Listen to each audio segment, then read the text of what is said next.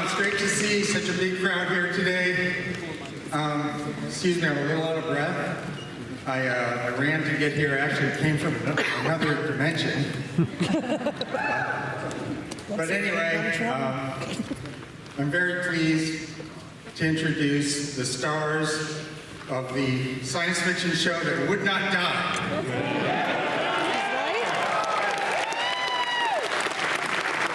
Please welcome from Futurama, Philip J. Fry, Billy West.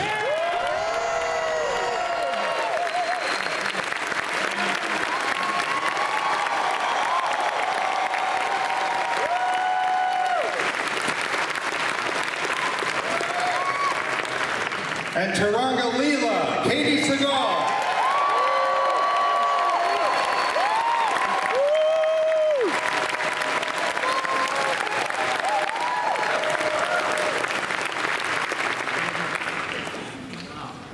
How did all these people get in my room? Hey, how's the fentanyl around here? Jeez. Breaking the ice. Look at this crowd. You're serious. You invited all these people? Yeah, it's a lot of people. Man. It's nice to see you all. Yes. What do you say? You want to go around again?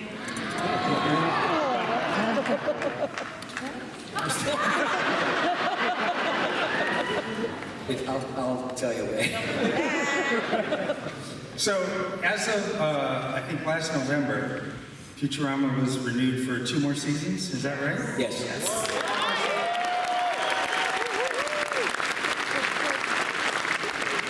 We're still waiting on the next 10 episodes that you've already... They're on the way, and they're going to premiere them. Yeah, thank you for always bringing the show back, you guys. Yeah, you guys are We thank you.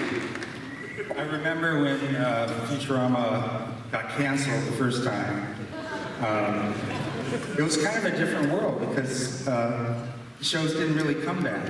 No, I know, and I almost had a gun for lunch when they said the show isn't coming back. What am I going to do? I don't know how to do anything else in this world. I'm on the autism spectrum.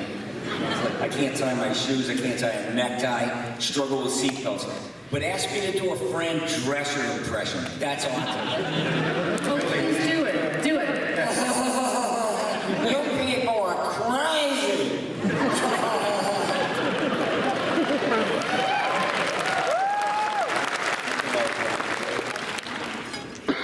Learn. You don't surprise me. Me, don't you care? So what was that like when you got that call? And...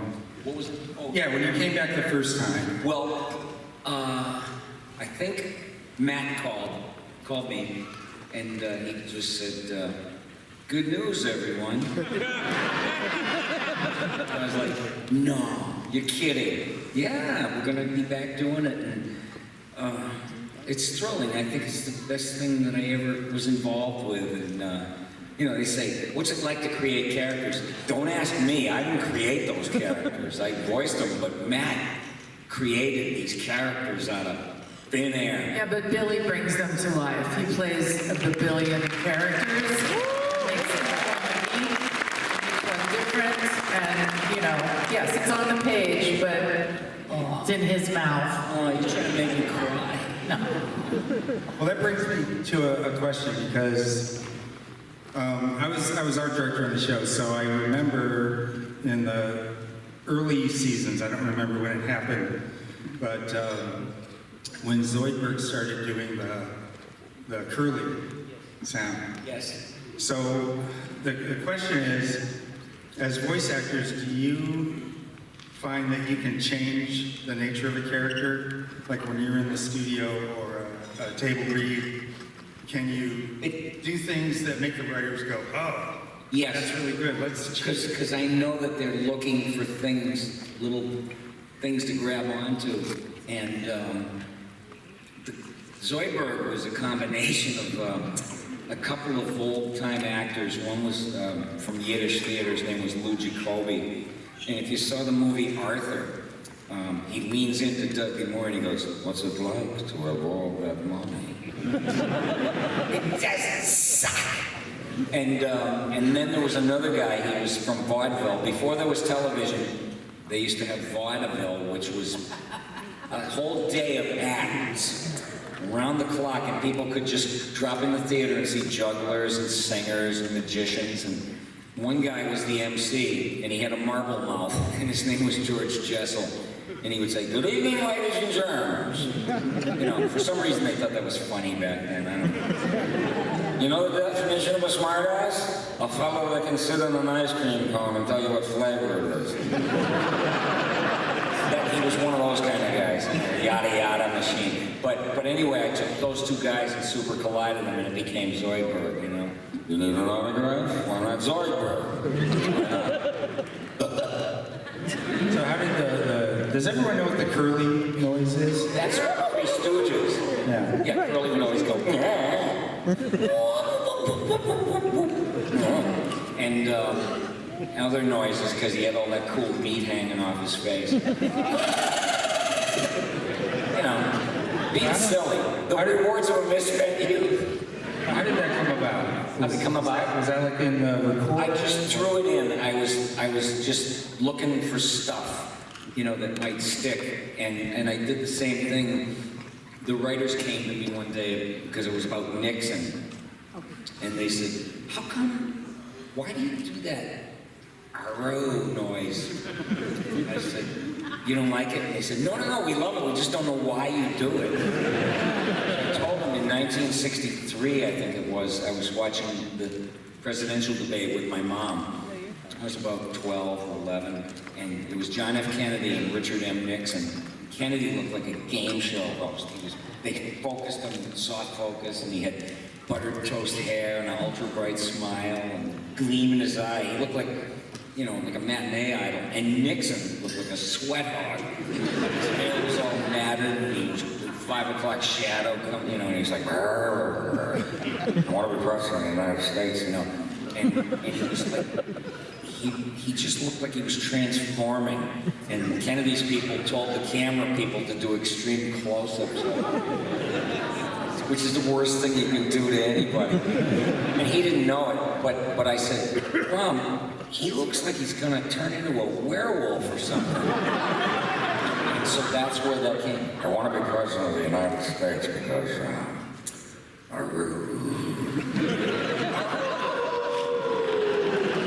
you know, like the movie, The Wolfman, he's like, "Whatever happens behind this door, don't open it." You know, transformed. But that's where that silly stuff comes from, you know. Always searching. Yeah. Katie, how about you? Have you ever done like things in the table reads, during table reads or during records that kind of surprised the This writer? is my story of this. I have never done this kind of work before, so my first experience doing voices was with all these genius voice actors. And I basically do one voice. I'm just Leela. And so, but I know the process that writers go through, and writers really do bounce off of the talent with what they bring to what they've written. And it can kind of, it's sort of that kind of relationship. So I'm sure that, yeah, I'm sure the writers are getting more intel when they hear their words out loud.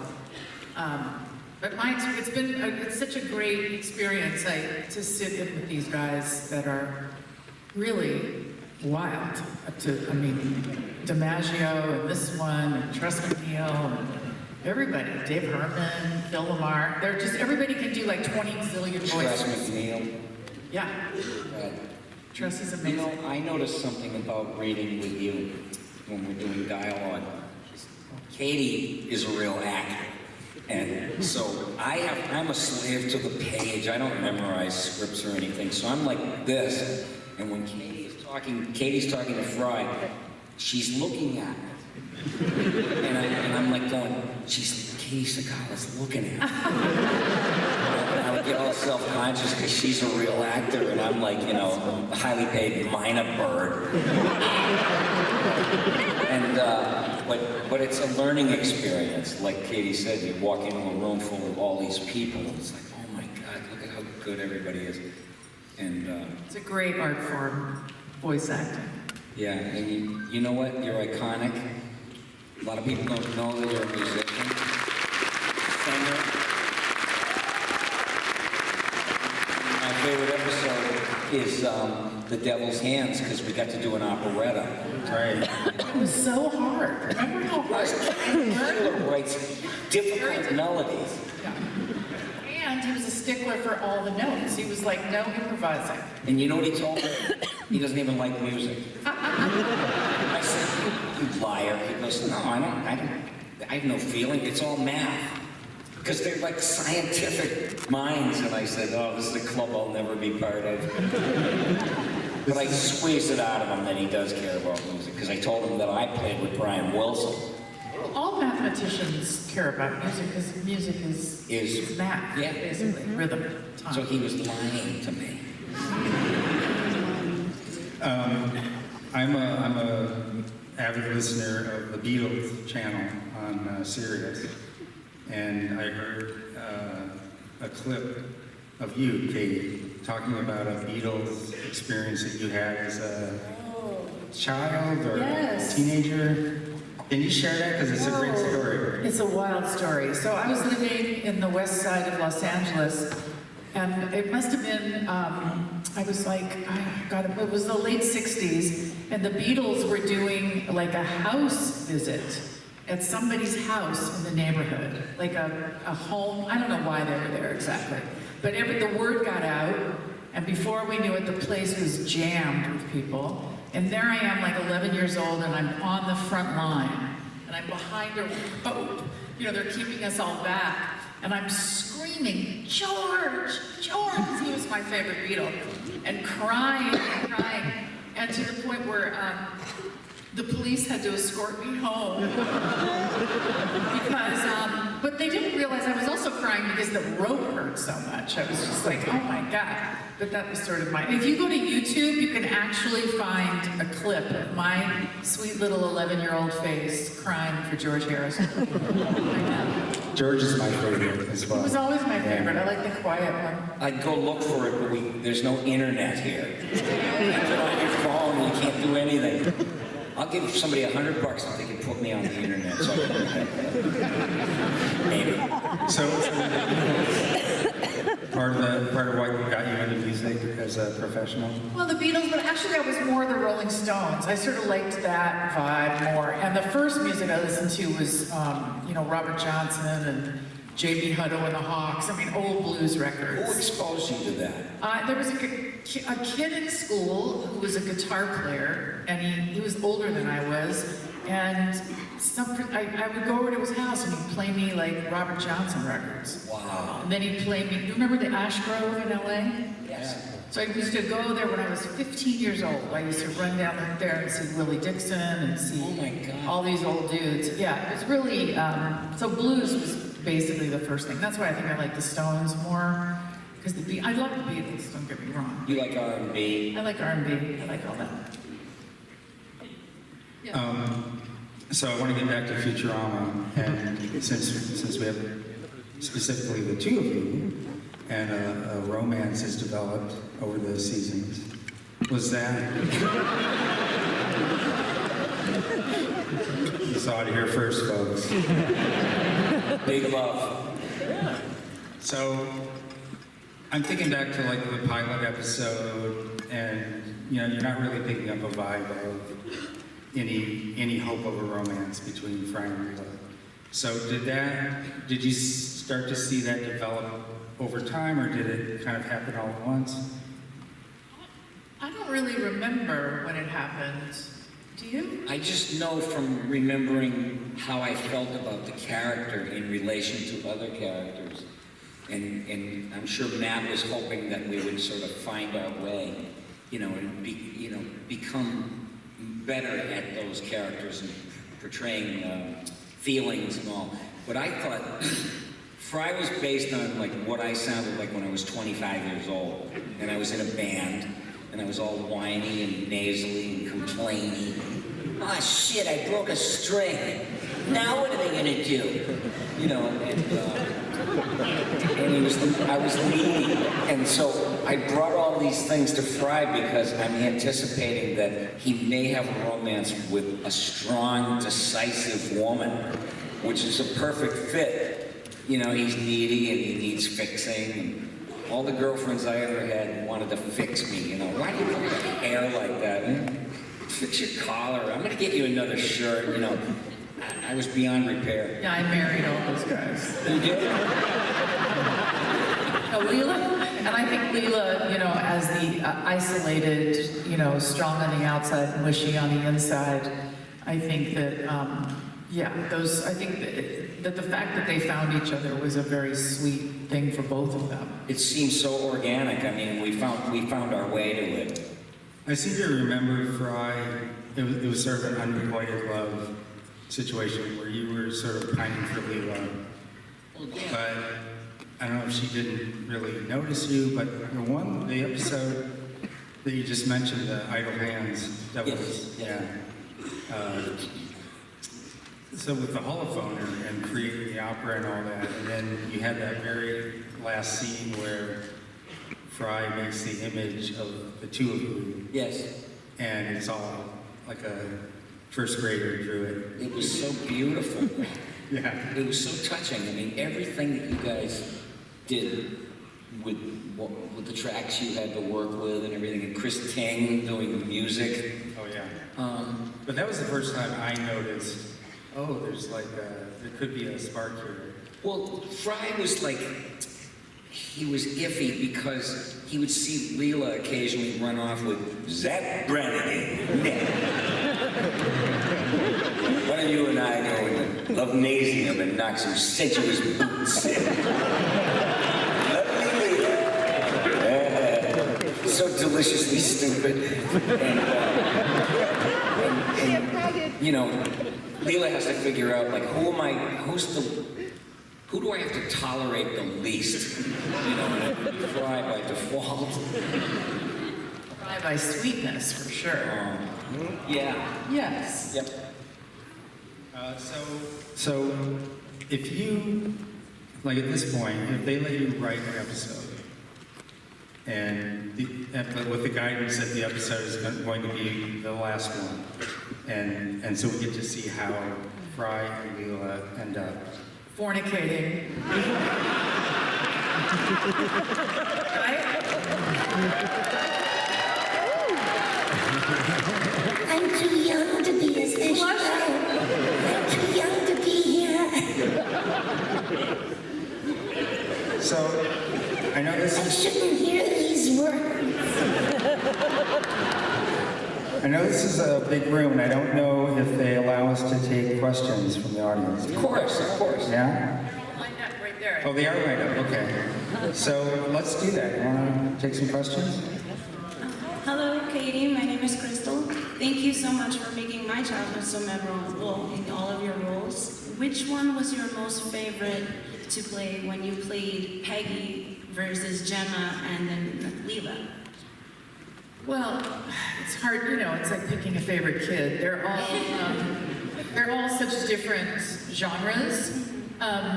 You know, so they all had their benefits. I mean, Gemma was something that I had been wanting to be taken seriously as a dramatic actor since I'd only been really known as a comedic one. So that was a very fulfilling experience for me. So in those ways, Gemma, but you know, I laughed my ass off daily on Married with Children. I mean, it was a funny bunch of people, as I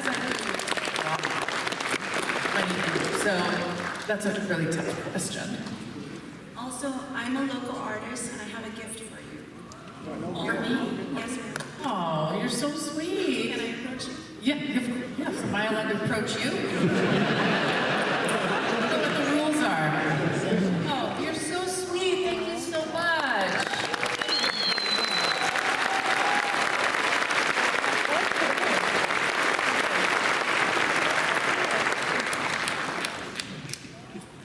Let's go to this side now. Hey, how you doing, Katie? My niece would like to know what was it like playing Fry and Leela, and for Billy, what is it like being an M&M? I've been doing that for 30 years. Red. Have you ever eaten me? Yeah, the red M&M. But you know what? That's just one thing. Knowing that I do that is one thing. But do you know who does the yellow M&M? J. Jonah Jameson. Oh, Parker.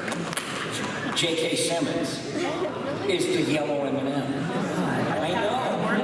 I know. Academy Award, and 2 days later he's in the studio with me doing M&M's. He's a journeyman, a true journeyman, and he does the farmer's insurance. The Notre Dame Cathedral fire. Seen it? Covered it.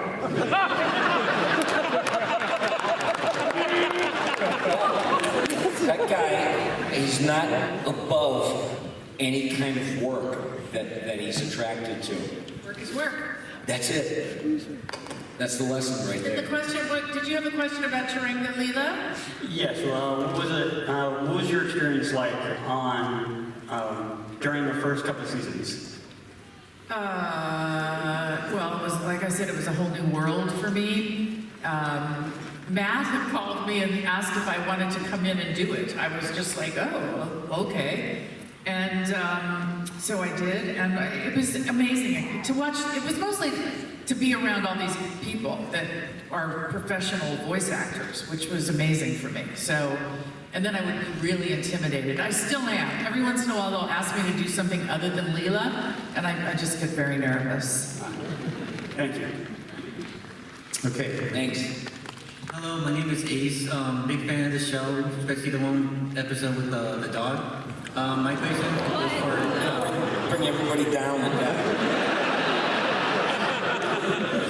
My question is for Haley. How was it when you played the role for both Married with Children and Smart House? How was it? Yeah. What grade were you in when Smart House came out? I think I had been at least like 5 or 6. Yeah. So I'm big with the second graders. Here's my story about Smart House. I had little kids at the time, and I brought them to the premiere of that movie. And in that movie, I played the voice of a house that gets really angry, like horribly mean. And in the middle of the premiere, my little 7-year-old stood up and said, "That is not my mom!" Quickly get her out of there. So, Smart House was kind of prescient, really. A talking house. I think they do that now. There was a Simpsons Treehouse of Horror episode that had a smart house, and it went all hell. They think of it. Yeah. Okay. Hi guys. Billy, first off, thank you for Doug and Ren and Stimpy.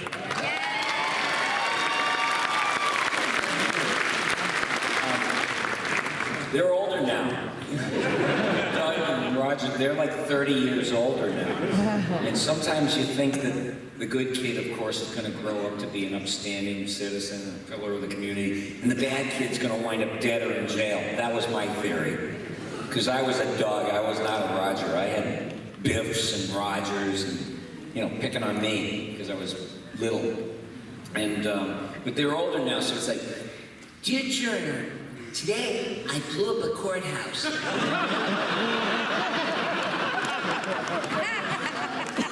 You see him in court, and it's like Judge Roger Klotz. "Order in court! Order!" Oh, look who it is. It's funny. You loser. I was gonna see you in here one day. You get guilty written all over your face. It's even spelled wrong, funny. You're going to jail, funny. 500, no, 1,000 years in jail. You're gonna be someone's bitch in jail.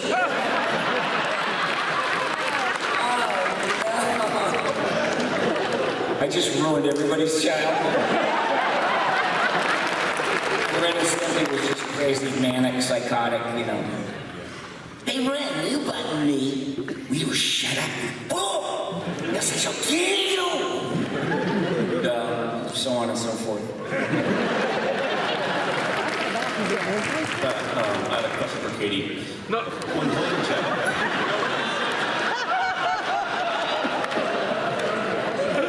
My question for Katie. What would you say was your most favorite or loathed scene playing Gemma? My favorite low scene? Or loathed? Loathed. Oh, well, I did love hitting the girl with the skateboard. Yeah! That was pretty fun. I didn't loathed. You mean hated? No, I didn't really hate any of those scenes. It was definitely an inner dark side that I was able to tap into. So it was all pretty great, actually. Thank you. I've been dying. Hello, my name is Jake, and I remember a few episodes of Futurama. I haven't really seen the whole show. Sorry, guys. But Neither have I. I've missed episodes. Hey, I'm busy. But I've seen some pretty good ones, though. But I appreciate you. But for you, Billy, what was the role you kind of regret the most, especially if you remember this show called The Wacky World of Tex Avery? I didn't regret that. You know, I did the best I could. I was hired for it, and I tried to be, you know, they expected some superlative to walk in that door. And, you know, that's a big thing to live up to. But I didn't have any regrets. I was glad I did it. But I regretted that when I first came to Hollywood, they were going to revive the Ghostbusters cartoon. And so they did this thing called the Real Ghostbusters. And they came to me and said, "We want you to do Slimer." And I said, "Well, wait a minute, isn't that Frank Welker?" Who I hadn't met yet. I hadn't even met Frank, and they said, "Well, he doesn't want to do it." And I was so stupid, I should have gotten in touch with him to ask him what the truth was, because he would never, ever do something like that. And I felt horrible. And I apologized to him when I met him later on. I said, "Frank, I was lied to, but I was new, I was naive, you know? I didn't know about the wickedness of Hollywood. Show off business. Viper pit." No, but I was, and he, you know, he was like, "Oh, it's okay," you know. He didn't care. I mean, that guy is everywhere where you don't even realize. Oh, I know. Yeah, I can't wait to see him. yeah. He's here. He's here at Megacon? Right, Yes. Right over there? no, he's at the show, I heard. Frank is the voice of Frank is Nibbler. Frank is Seymour. He's the voice of any animal. Like when Fry gets into it with a parrot up in the clock tower, an owl in the clock tower. He's all of that stuff, and he has control over every chamber in his damn body. You know, he's like a wonder of the world, and I'm in awe of the guy. And I hold him in such high esteem. So there. Yeah, I think we have a Philip J. Fry lookalike over here. Yay. So, I absolutely loved you in Futurama. You brought so many characters to life, but I wanted to ask about one of your lesser-known roles, which leads me to my question. What was your experience working on Rayman? Oh man, people ask about that. That was like a one-off that I did probably about 25 years ago or something. And I know this will sound weird or huffy or pompous, but I don't really remember a lot about it because it was a one-off. You know, if you're doing something and it's regular and it's a part of your life every week, you can remember a lot more stuff about it. Did you like it? Was I at least good? Yeah. Okay. All right, thank you. Thank you.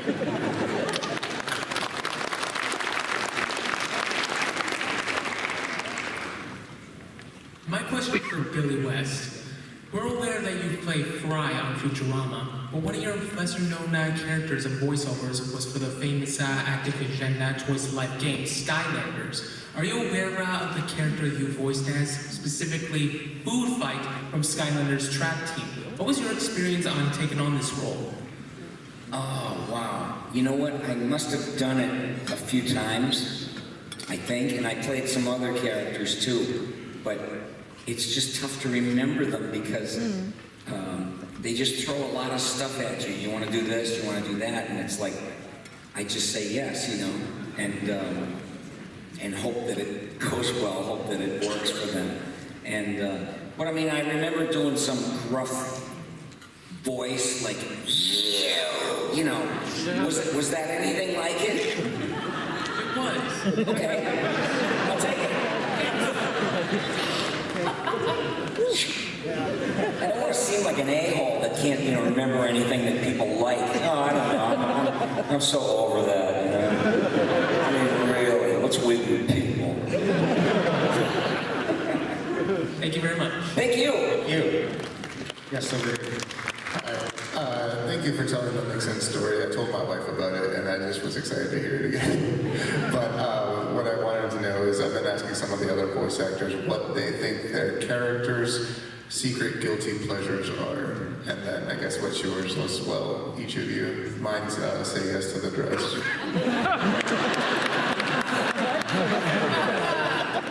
Say yes to the cross-dress? I think Vanderpump Leela's. Guilty pleasure. I don't know. I don't watch television. I know that sounds like a dumb thing to say, but it doesn't Have to be TV. Oh, okay. I haven't watched TV since 1978. I want to be pure. No, let's see. Guilty pleasure. God, what is it? Oh, you know what? There's a drink, or there's a sorbet, and it's called acai. And it's like this fruity tasting stuff, but it's like, to me, it's addictive. It's like my slurm. And I can't get enough of it, and I'll buy like 3 pints of it, and then I'll hate myself for it. I'll do it all over again. What about Whole you? addictive personality, if it ain't booze and drugs, That's right. you mainline acai. Katey, what about you? You have You mean my personal guilty pleasure? We can do both. What would be my personal guilty pleasure? Gee, I don't really know. Does it go? Oh, well, I do.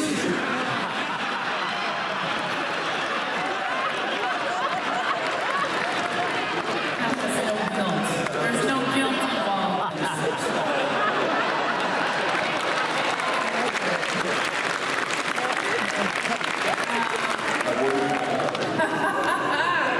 No, I don't know. I don't know what my guilty pleasure would be. I do like to watch the British Bake Off. Very sweet reality show. How about Leela's? Leela's? Well, that's what I thought. I thought she'd be Vanderpump Rules. 3,000. Thank you so much. Yeah, because we're in the year 3000. But yeah, we're in the year 3000, whatever that would look like.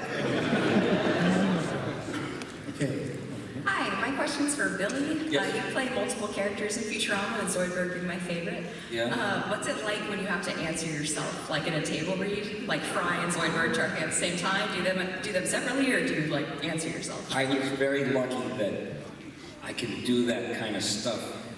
It's tough to keep in character, especially when you do the end of one character and you start the beginning of another. You gotta pray that there's no. He does it great. I try, how do I say this? You meet a better class of people that way, talking to yourself. I used to attend the table reads, and it was miraculous when you would see an actor like Billy or Harry Shearer on The Simpsons. He would have a scene with Mr. Burns and Yes, Smithers, and he would just beautiful, seamlessly. beautiful guys, such talent. What I was thinking about, I have to remember the physicalities of the characters. I really try to keep it in what's going on right there. And Professor Farnsworth is like 147 years old, and I thought he must be rickety, because he's a combination of old wizards, and magicians, and mad scientists. And, he's 147. Shaky, I guess. I don't know. We'll wait. You're acting. You're acting. He's so old. I'm so old that I thought dust. Like mummy. No, I think you have to remember that that's what he is, Okay, I think we're at our limit here. Really? Yeah, it's 2:40. Do we have more time? Can someone tell us? Are they gonna cancel What if we have to go, come and visit us at our tables? this? Yeah, I was gonna ask. So, Happy to see you. are you still signing today? Oh, yeah. Yeah? Today and tomorrow for me. Tomorrow? Yes. Okay. So everyone come down and see them, get an autograph, say hi, ask the questions that you didn't get to ask here at this panel. Please do. And once again, let's have a big hand.